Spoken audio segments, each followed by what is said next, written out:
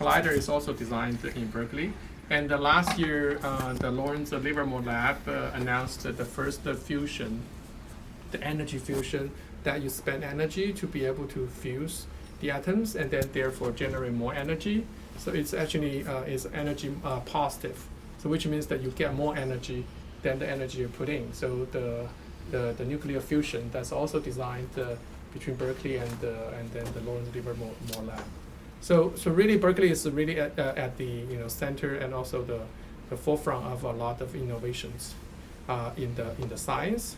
In terms of the Nobel Prize, I think Berkeley is number 2 in the U.S., only behind Harvard. Okay. But in terms of engineering, I can say, without prejudice, that we are way ahead of Harvard because we are in the center of Silicon Valley, right? So in Silicon Valley, we're competing with the Stanford, we're competing with the Caltech. So one particular case is autonomous driving. So we own one of the autonomous driving cars, as you can see here. Wait, question. Yeah. Were you the guy that gave a talk at like the Harvard programming thing? Say that again? Were you the guy that gave a talk at like the Harvard programming? Yes. Oh, yeah. Yes, that was me. Oh. Were you in the competition? Yeah. Okay. Got like 5th or something. Yeah. So the Berkeley owned a car actually right now. So this is a replay of Berkeley versus MIT. So the red and blue is the MIT car, and then the orange car is Berkeley's car. So we are calling AI Racing Tech, and then we are competing with MIT. You can see here. So the competition is in Las Vegas. So this is a full-scale car. It's like this size. Right? It's the same as the experience of Formula One racing, but if you are a researcher, you're not staying in the stand. You are not a spectator. So you're actually the active participant who will help the team to launch the car and being able to. You actually spend quite a lot of time to develop an algorithm. When the competition comes, that your algorithm will, your software, just take control, and then you're going to see how the car compete with other people's code, which some other university wrote, and then they put their code onto their car, and then the two cars are fighting each other on the road, right? As you can see here, the target speed is 115 miles per hour. So this is twice the the California highway speed that you will get a ticket. But in order for the competition here, you have to drive twice the speed on a racetrack in order just to maintain, being competitive. Yeah. So you can see here. So this is a gallery that we have a lot of students putting through this program. We started admitting and also training undergrad students. Of course, when you're undergrad, we have programs that allow you to learn about autonomous driving first in simulation. And then in a moment, I can show you a little bit about the Go car.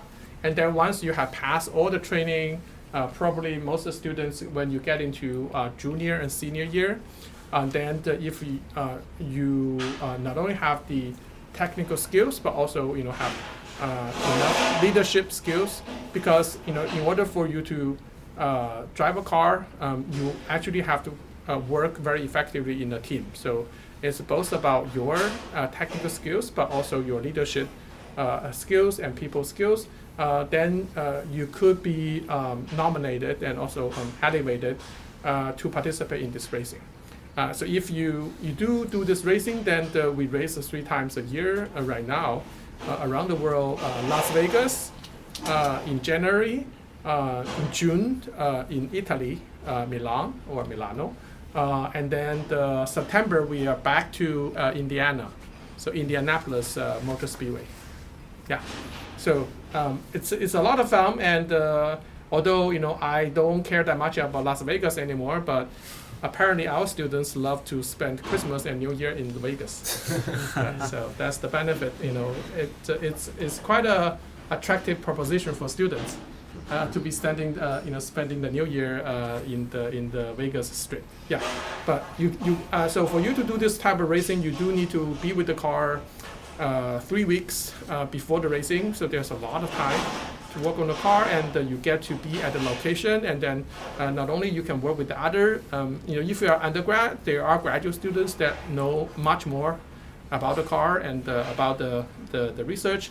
You can learn from them, and then you can also meet with a other team around the world, right? You do get opportunity to meet with MIT and Purdue and Michigan and Texas, and in fact, Caltech is going to join the team very soon. So we're going to announce this. So all the good universities are using this platform to offer to the student, I think, the best opportunity to do research. Yeah, yeah. So 2020. So you can see from some of the pictures here. 2022, we are number 2 in the world. 2023, we are number 3. So currently, we rank number 3 behind a German team and an Italian team. Yeah. Hey, can you put this microphone on really quick? I'm almost done. Yeah. Oh, okay. So. Okay. Yeah. Yeah. So so you guys can take some pictures. I can show you some a little bit about the lab. Yeah. So that's the picture we took at the Dallas. So this is in the Las Vegas Motor Speedway. This is in Putnam Park in Indiana. So currently we are, so this car, we have the record in the US. We are the fastest driving autonomous car in the US. So more than, and in addition to the one that you saw over there, if we have a clear track, we can push the car speed more than 140 miles per hour. Yeah. All right. Yeah.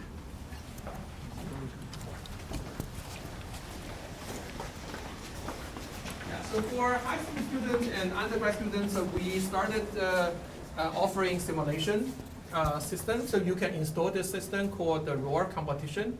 It's open source on our website. So this is a virtual environment that we work with the architecture department.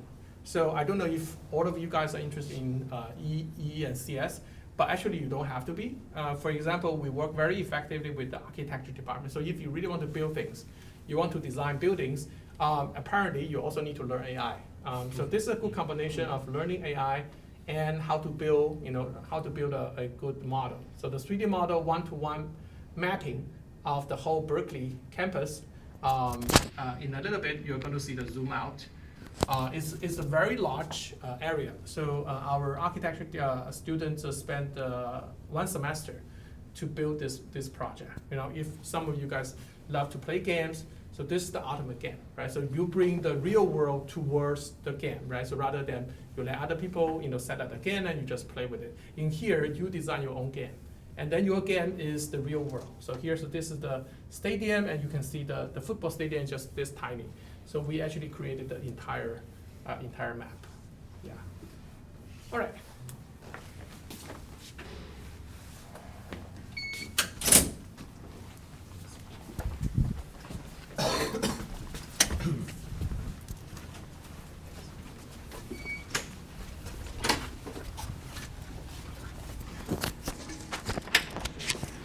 So right now it's relatively quiet because it's the summer.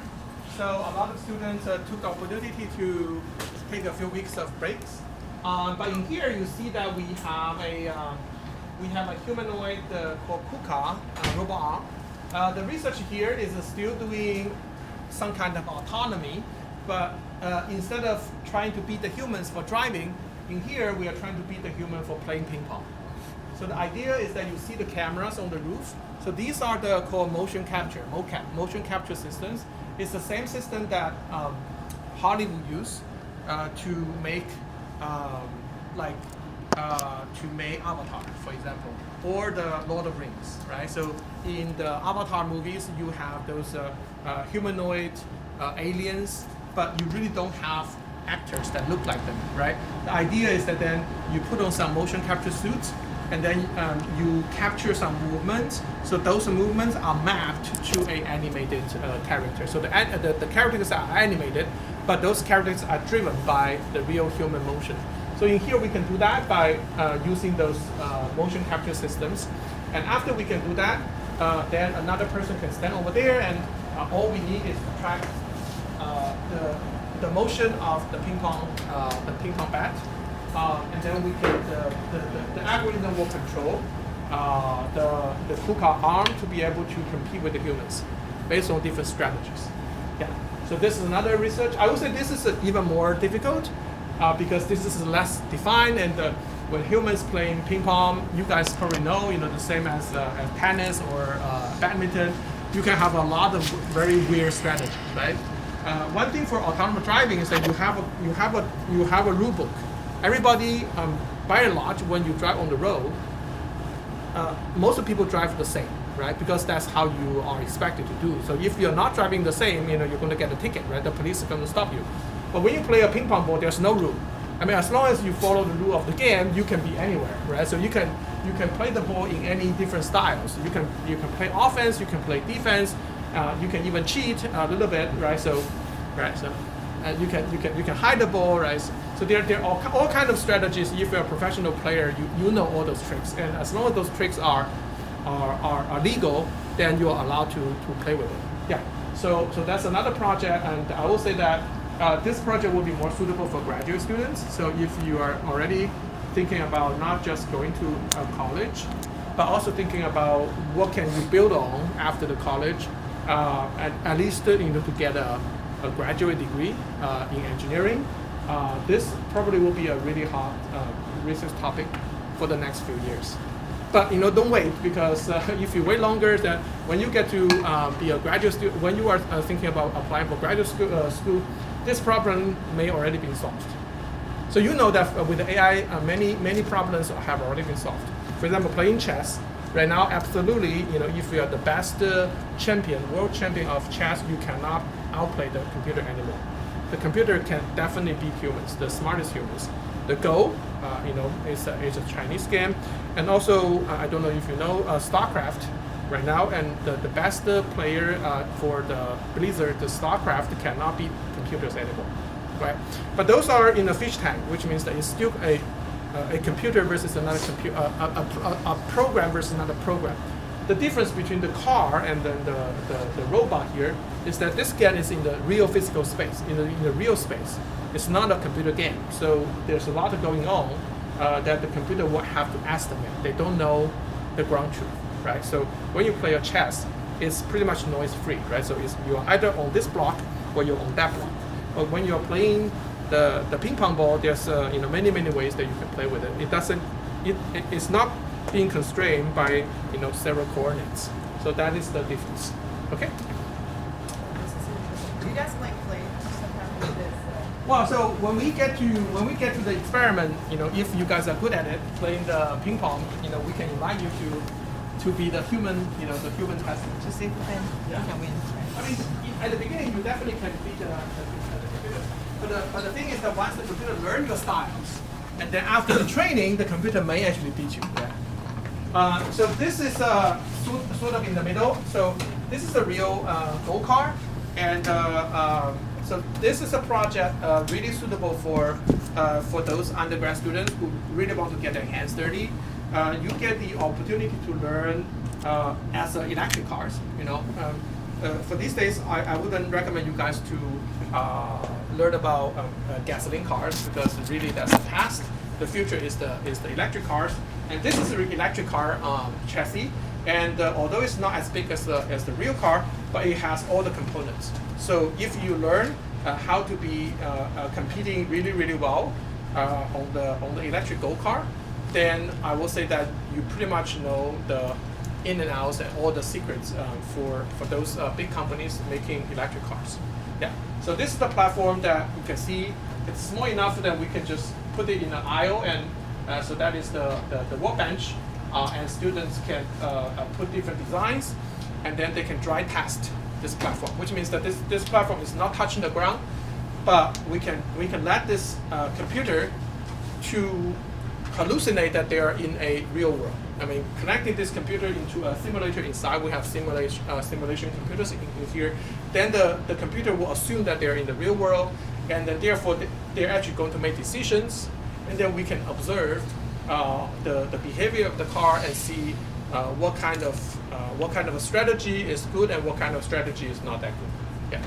So this is a stationary drivetrain that students can put the testing of the algorithm without letting the car to touch the ground. Okay? Yeah. Okay. So some of you guys, I know I have seen some of the people that when they join the college, they already know how to do CNC. They already know how to cut wood and how to cut the aluminum and using the water jet at home. And I mean, it's very rare, but from time to time we sometimes encounter those very talented students, and they really put new stuff on the car, right? So it's like a Lego project, but more challenging. Yeah. And all these designs are coded and designed by our students. Yeah. Okay. Yeah. Amazing. Yeah. All right. I guess that's it. Okay, Yeah. thank you so much Oh, for your wait, time. I know yeah. you were running to the Italy tomorrow.